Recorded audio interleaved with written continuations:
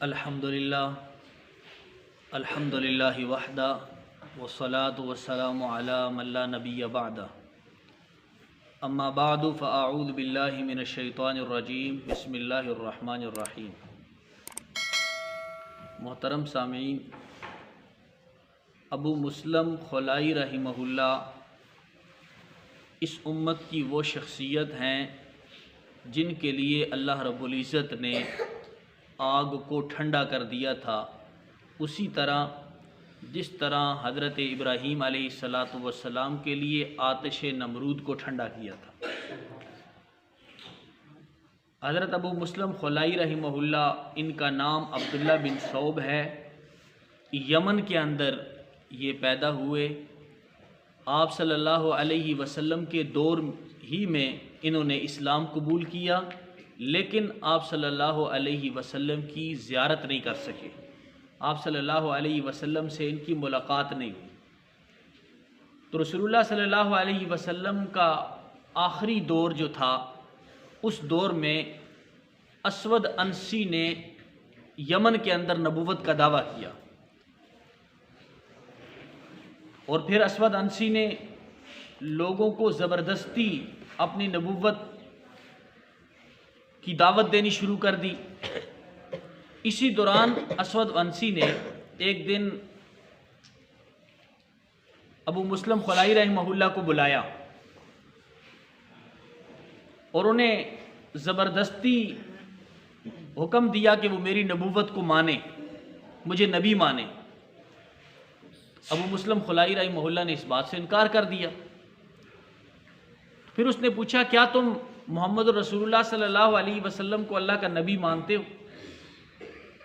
ابو مسلم رحمہ اللہ نے فرمایا، جی ہاں، میں محمد رسول اللہ صلی اللہ علیہ وسلم کو خدا کا نبی مانتا ہوں۔ تو اس پر اس نے بہت بڑی ایک آگ تیار کی، آگ تیار کروا کے ابو مسلم خلائی رحمہ اللہ کو اس آگ کے اندر ڈال دیا۔ اللہ رب العزت کی شان ایسی کہ جس طرح اللہ تعالیٰ نے حضرت ابراہیم علیہ السلام کے لیے آگ کو ٹھنڈا کیا تھا، ابو مسلم خلائی رحمہ اللہ کے لیے بھی اللہ نے آگ کو ٹھنڈا کر دیا۔ آگ ٹھنڈی ہو گئی۔ جب ابو مسلم رحمہ اللہ اس آگ سے نکلے تو یہ واقعہ اتنا عجیب تھا، اتنا عجیب واقعہ تھا کہ اسود انسی اور اس کے رفقا پر ہیبت طاری ہو گئی۔ انہوں نے آپس میں مشورہ کیا، اس کے رفقا نے کہا کہ ابو مسلم کو اس علاقے سے نکال دو، ورنہ تمہارے لوگ بھی متزلزل ہونا شروع ہو جائیں گے۔ تو انہوں نے ابو مسلم رحمہ اللہ کو جلا وطن کر دیا، اس علاقے سے نکال دیا۔ اب اور تو کوئی راستہ نہیں تھا، اور تو کہیں جا نہیں سکتے تھے۔ ابو مسلم رحمہ اللہ نے مدینے کی طرف سفر کیا۔ اس وقت تک انہیں اس بات کا علم نہیں تھا کہ رسول اللہ صلی اللہ علیہ وسلم فوت ہو چکے۔ انہوں نے کہا، چلو مدینہ جاتے ہیں، رسول اللہ صلی اللہ علیہ وسلم سے ملاقات کر لیں گے، تو آپ صلی اللہ علیہ وسلم کی زیارت بھی نصیب ہو جائے گی۔ تو یہ مدینہ چلے۔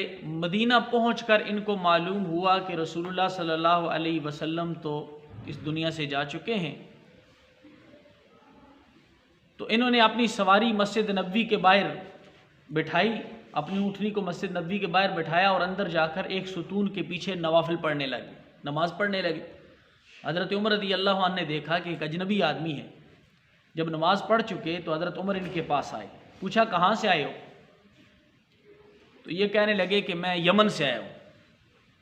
تو حضرت عمر رضی اللہ عنہ نے پوچھا کہ اللہ کے دشمن اسود انسی نے ہمارے ایک دوست کو آگ کے اندر گرایا تھا، اللہ رب العزت نے آگ اس کے لیے ٹھنڈی کر دی، تو بعد میں اس کا کیا بنا؟ اسود انسی نے اس کے بعد ان کے ساتھ کیا کیا؟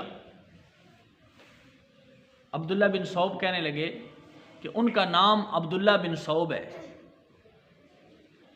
حضرت عمر اسی وقت اپنی فراست سے سمجھ گئے کہ یہی وہ شخص ہے۔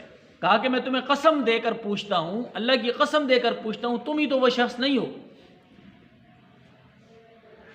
تو انہوں نے کہا، جی ہاں، میں ہی وہ شخص ہوں۔